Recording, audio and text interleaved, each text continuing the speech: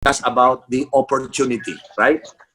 Right. Opportunity is a God-given chance for you to be developed, for you to be improved, and you better know how to grab opportunity. Because this opportunity will visit you, okay, in a very rare situation. If you miss the opportunity, you sometimes you have to wait for another 5 years to have the same opportunity. Yeah. And I realized that most pastors always miss the bus. They always miss the bus. Because when this bus came, the opportunity came, you better know what to do about it. I believe on that. So this morning, I will be using another word. The last time we meet, I used the word opportunity and I connect it to responsibility. Okay? And today I will be discussing about, for the next 45 minutes, I will be finishing at 45 minutes. Please remind me, Pastor, so that I could spend time with the leaders as well after 45 minutes. So my first 45 minutes about you and your wife and your ministry. Okay? Now, I want to use the word hands-on ministry. Okay, hands-on. I like to use that word because if you don't know the word hands-on, I talked to some of the businessmen in the Philippines, and they always told me this. If you want to succeed in your business, the owner must be hands-on, especially in the most trying moments. You fail to hands-on during that pressure atmosphere, you lose your business. When I hear that, I said, churches are constantly in the middle of that atmosphere. Pressure, difficulties, problems, like COVID right now. When you're in the middle of COVID and you don't know what to do, you just let it happen. There is so much illegal delegation on the part of the pastor. So much illegal delegation. I use the word illegal delegation because not everything should be delegated. Okay? You cannot delegate everything. You need to discover and find out when you are a pastor, you have to find out what are the things that can be delegated. If you fail to identify that, then you begin to live like illegal delegation to your life and ministry. So let me begin to speak again that word, hands-on. Why hands-on is so important in my life? I'll give you 3 aspects this morning that you should be on hands-on. Like, for example, number 1, personal development. You cannot delegate that. You cannot delegate that. Number 2, your family progress. You cannot delegate that. Okay, your church growth. You cannot, church development, you cannot delegate that. You must be the person. If you want that to happen, you must be hands-on on that. So 3 important things that you need to do it by yourself. Okay? Unfortunately, many pastors, they think they are just like a CEO. You just, command, then expect. And then you are asking yourself, what's happening? Because you appear like you are just like a business CEO.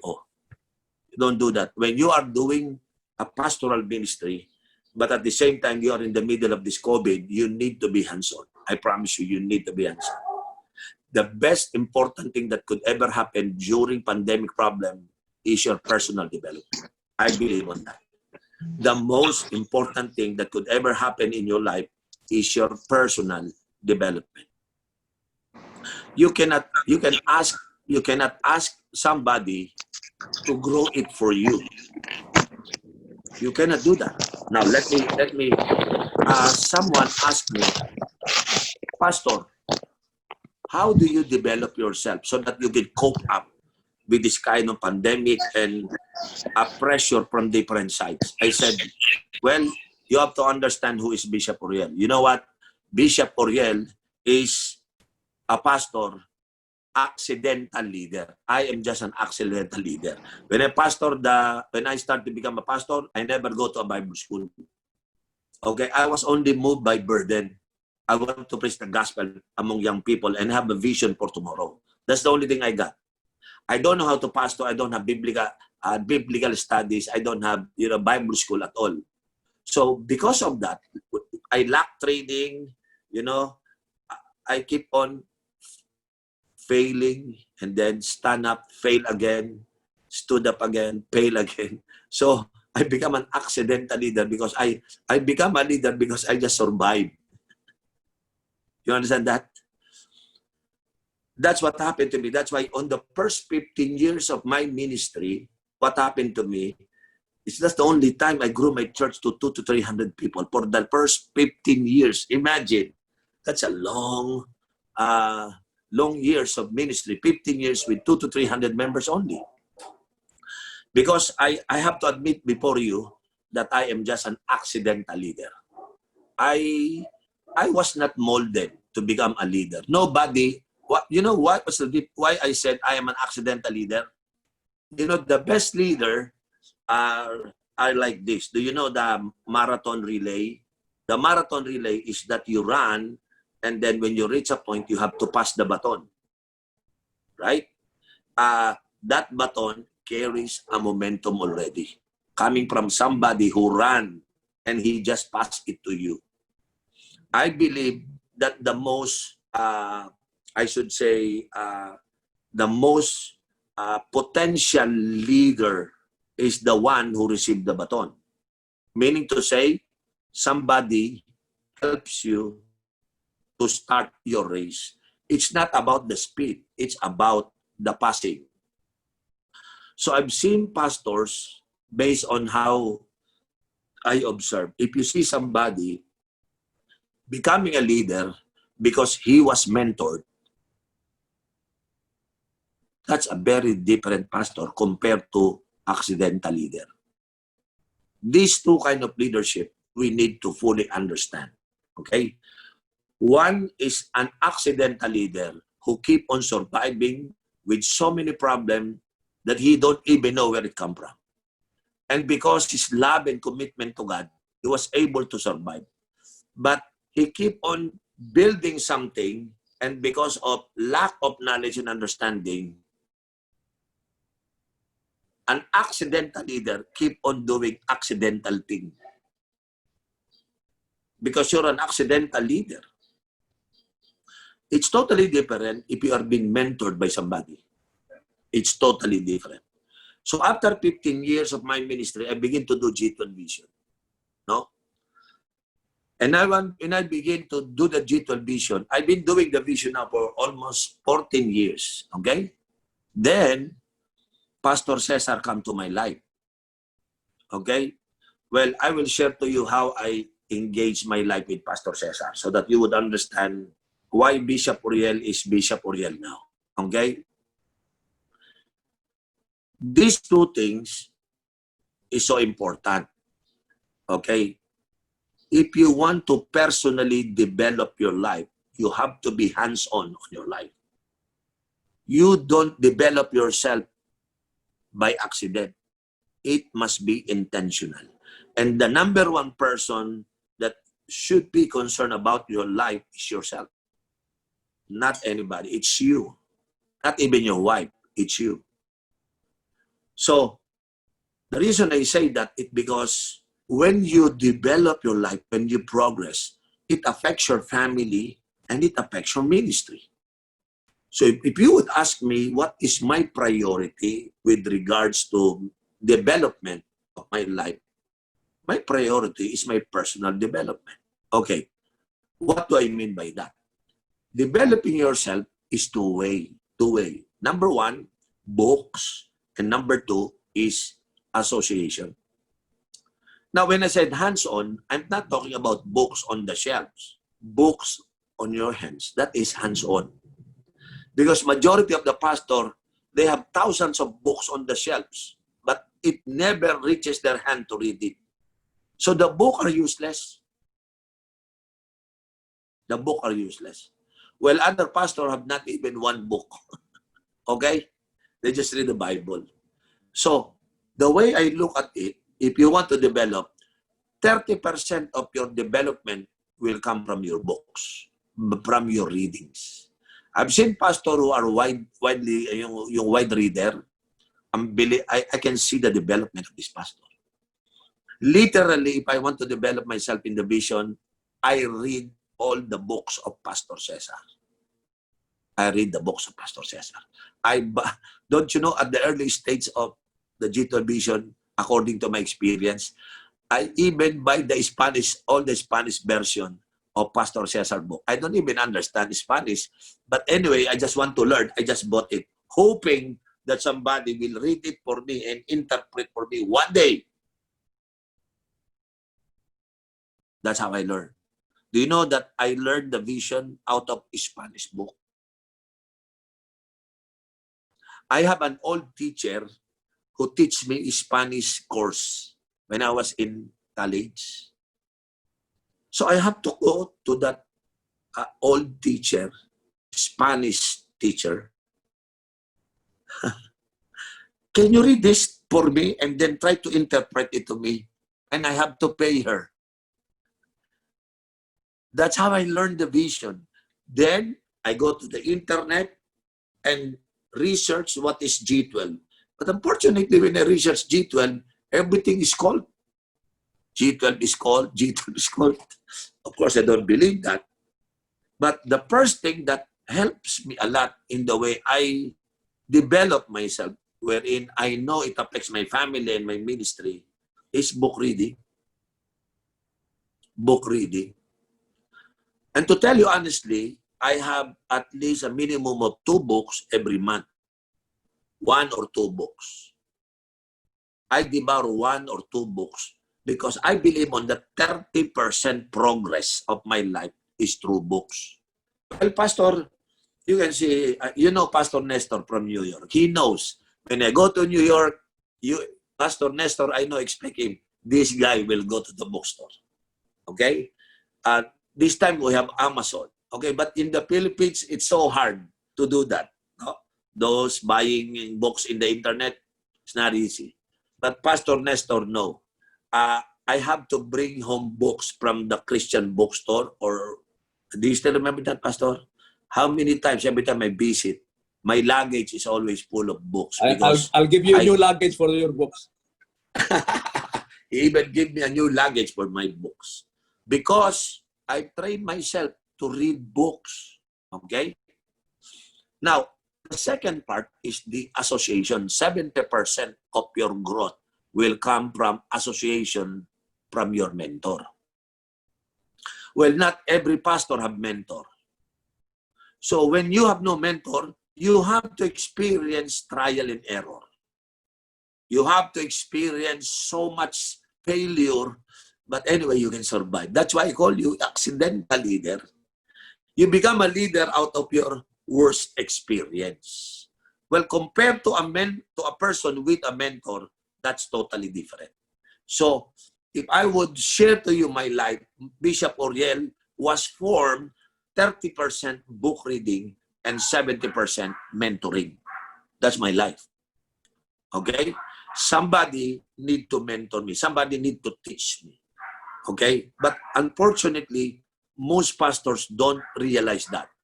When we talk about personal development, you know what? It's useless to teach you strategy and you are undeveloped. You cannot do it. I learned my lesson. You know, I'm so serious about training pastors. But these pastors are crazy. They don't develop themselves. They are not hands-on on their development. Especially when you reach the 50 years old, you think you know everything. Because you have just finished your college or master's degree, you gain experience like 30 years in the ministry, and you think you don't need to be mentored. You're wrong. I'm 58 years old right now and being mentored by somebody. How old is Jesus when he mentored the 12? He's only 30 years old. Jesus mentored people at the age of 30. You know what? Sometimes, pastor, 50 years old, they don't even know how to mentor people. They don't know how to mentor people. So they thought if they are giving goals, plans, that's mentoring to them. You don't understand what is mentoring. Okay? So, when I said hands-on, it means your hands is on your book. That is hands-on. Not on your bookshelf. It's in your hand. Because you're reading it, you're taking notes, you are trying to analyze what you are reading to apply it in your life. That's hands-on training. The second, mentoring means your hand is holding your mentor, hands-on. Okay? How do you do hands-on in mentoring? Now, this is the problem. Most pastor claims that Bishop Oriel is their mentor. Do you realize that? Huh? Who mentored you in the vision? Oh, Bishop Oriel mentored me. You don't understand what is mentoring. Probably you learned my lessons, but you don't understand what is mentoring. You know what is mentoring? I was mentored by somebody. The principle of mentoring is hands-on. It means that you pursue your mentor. That's the idea. Now, look at this. The first time Pastor Cesar mentored me, I look at him. God showed me, Oriel, you are so thirsty and you're so hungry for the vision. I will show you a dam. That dam is full of water. If you could make a small crack on it, the water in the dam will flow through you. That was my vision that night. And one day, he showed me Pastor Cesar. The first time I saw Pastor Cesar, he's my dam. D-A-M. Okay? Because I was so down. D-U-M-B. Okay? I was so down and I need the dam. So when I look at my mentor, I see him like that, a dam, ready to pour out the water. You know, dam, what is the purpose of the dam? Dam provides irrigation so that the plants will live. Dam provides the drinking water so that the people will live. Means dam means life. Your mentor must be seen as the key to your life. If you don't have mentor, then you don't have a dam. Okay? So the problem is, most pastor, their attitude and behavior when we talk about mentoring is that you want me to pursue you or you will pursue me. If you say I'm your mentor, are you pursuing the dam? I've never seen a dam walking, going to the people. It's the people ask, need help, so that dam will flow to them. Mentoring is about a man, your mentor, with so much thing to give to you. But this mentor is very busy. I promise you. Well, if you find a lousy mentor, he has always time for you. But when you see a person, a real mentor, oh, he got no time for you. I promise you. He was so busy to the point that you need to pursue him. You understand that? So, if somebody will declare that my mentor is Bishop Oriel, I said, when was the last time you pursued me? When was the last time? You see, I'm telling you, you mentor your people and look at your primary 12. Are they pursuing you? Or you are pursuing them? Kaya kawawa si pastor, you know? Pity on the pastor, he keep on chasing people because people don't understand what is the meaning of mentoring. They don't understand that. I understand mentoring. Do you know that I have to spend so much money just to run after Pastor Cesar? Pastor Cesar never called on me. Never. I called on him. I ask questions sometimes, and then sometimes I go to the place where he is. Sometimes I need to ask Katano, where is Pastor Cesar? Here. Can I come? Yes, you can. So, imagine Pastor Cesar in Colombia. I have to go to Colombia every year, not just every year. Okay? Sometimes if I am available, I have to go to Colombia. No conference, just visit Pastor Cesar. Now listen to this. Do you know, do you really understand the meaning of mentoring? If you want to be mentored as a pastor, you need to find your dam. You need to find your dam. I call it the source. If you know somebody that can be your source, pursue that person. Pursue that person. Well, that's why many pastors today, you've been a pastor for the last 10, 15 years or 20 years. Nobody is mentoring. Result, you've been doing a lot of trial and errors.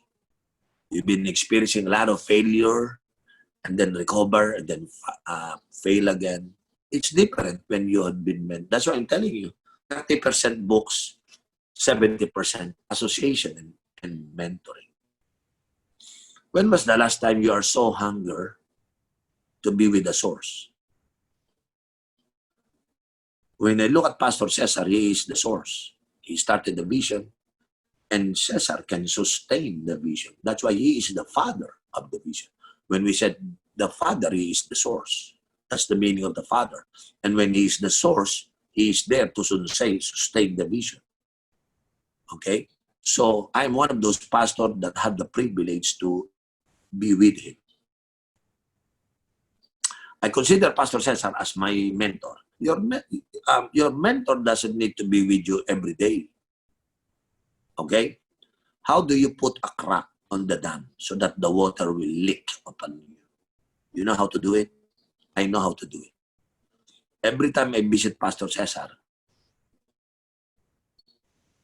I prepare a minimum of 5 questions. 5 questions. I know by asking 5 questions, I will put crack on it. When you are in front of your mentor, you have to be quiet. You let him talk. You are a student, your mentor is your teacher. So, wherever I go, like, for example, I go to Bogota, Colombia, Pastor Cesar will get Pastor Bishop Oriel, come to the green room. When I go to the green room, oh, those big names inside the room, and I just quiet. And one day, Pastor Cesar told me, Bishop Oriel, you are so quiet. Why you're not talking?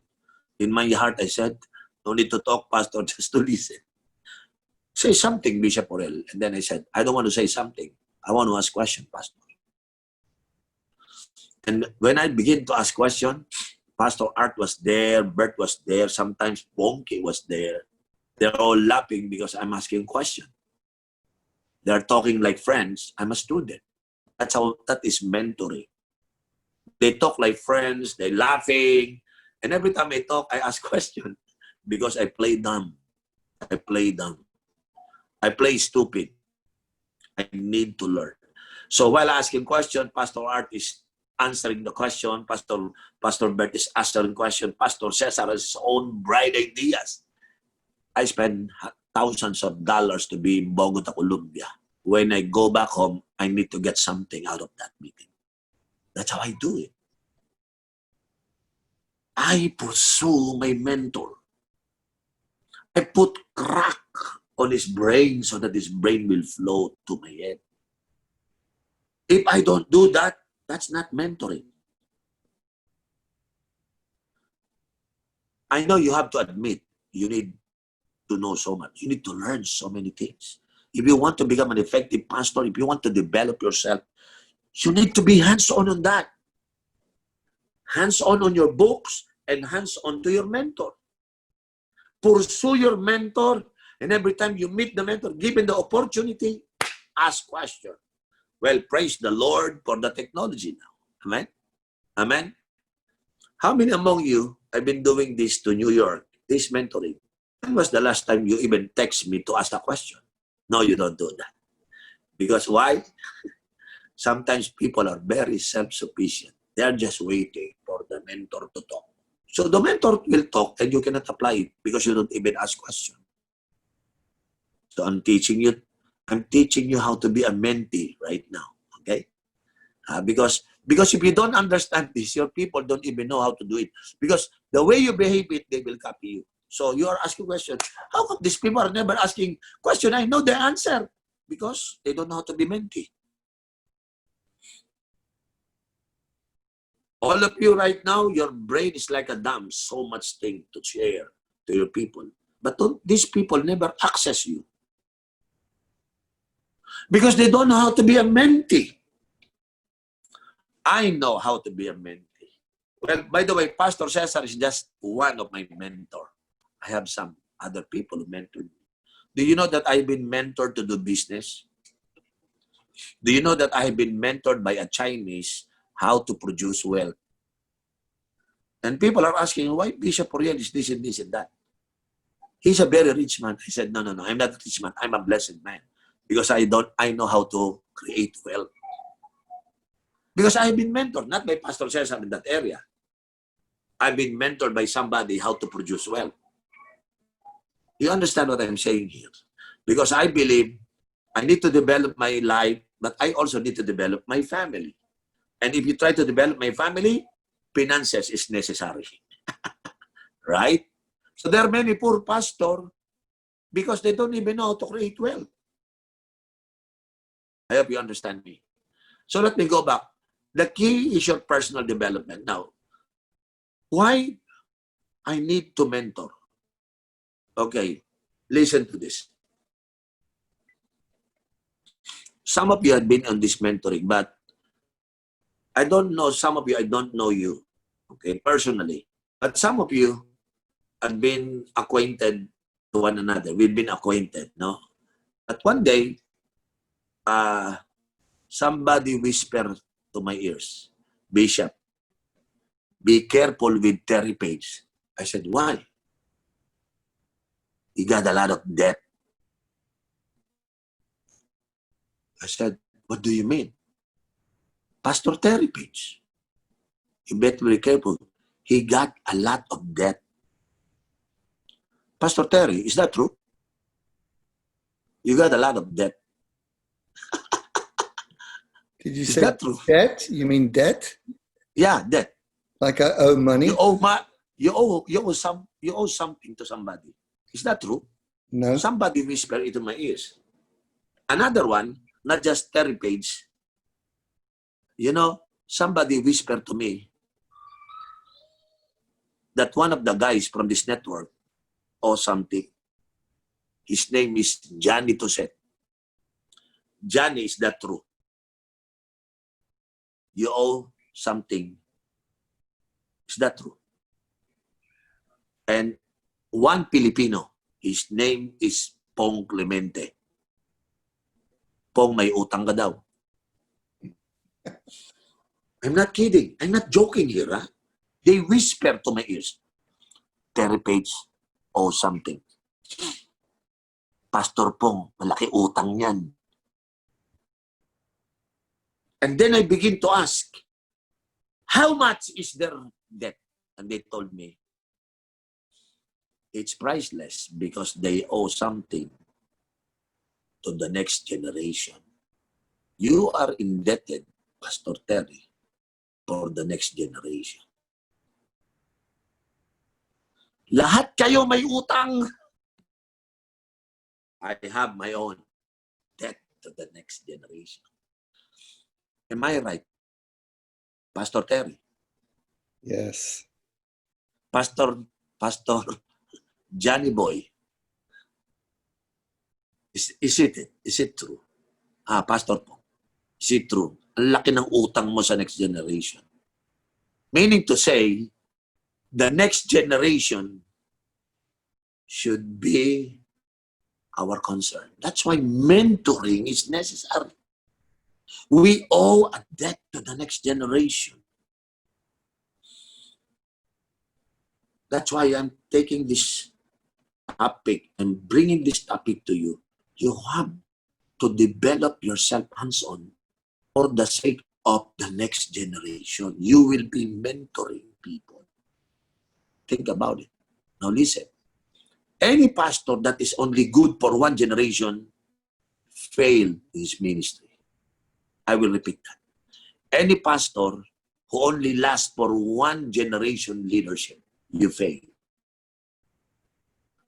God prepared Abraham, Isaac, and Jacob. And he has. the capacity to tell the world, I am the God of Abraham, Isaac, and Jacob. 3 generations. He thinks about generations. When he talked to Abraham, and to your seed, he's talking about the loins, the people inside him. And how come we don't understand the meaning of marathon relay, passing the baton? It's not the speed. It's not your growth. It's not your intelligence. It's about how you prepare your next generation to give them your legacy. Well, I'm now 58 years old. You know what? What is my number one concern right now? Who will become my successor? Succession is very crucial. You are not growing young. You are growing old, okay? And that's why you have to understand this thing, mentoring. Because mentoring connects to the next generation. Okay? Mentoring is not connecting to your past. No. Everything is about the future the day you mentor people. So if you're talking about future for yourself, mentoring. You talk about family, mentoring. You talk about your church, it's mentoring. That's how important is mentoring. Because you have to think about your successor. Well, in another term, you have to prepare your replacement. Unless you are eternally ready for your ministry, which is next to impossible. So, I talked to the National 12 in the Philippines last Tuesday, okay, in the morning, this Tuesday. So last Tuesday, I met them and I said, one of my encouragement to them is they say, we really have to mentor the next generation. We are not getting younger now. We've been the bishop for the last 14 years now. And it's time for us to pass the baton. It's time for us to prepare the next generation to take the leadership. Our goal is to produce 10 times better than us. That's what I'm telling them. If we want a better future for the Philippines, we need to develop leaders now. The future pastor must be prepared. Okay? Pastor who is statements and who love this country. We need to prepare them. So my instruction is this. I want you to select 12, 25 years old to 35 years old. It could be a young pastor, young men, 25 to 35 years old. Let's pour out our life to them. Because in the next 2030 and 2040, they are getting ready to take over. Because honestly, I told them, I'm planning to leave. I need a replacement now. Okay? I'm good for another 50 years. But I have to prepare the next generation.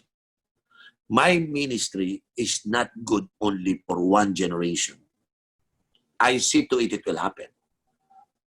Listen, if you're a pastor right now and you don't have you don't have a mentee, you don't have a successor, everything you build, whatever success you are able to do it will be gone. The soonest, the possible. You need to have successor. By the way, let me tell you this. Not because they are your son, it's automatic they become your successor. Don't ever believe that lie.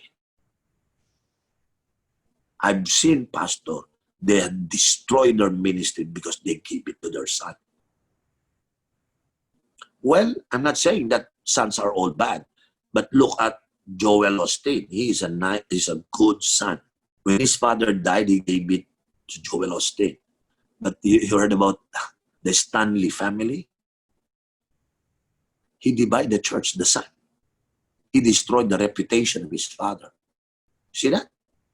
It's not because you have a son, you just make him a successor.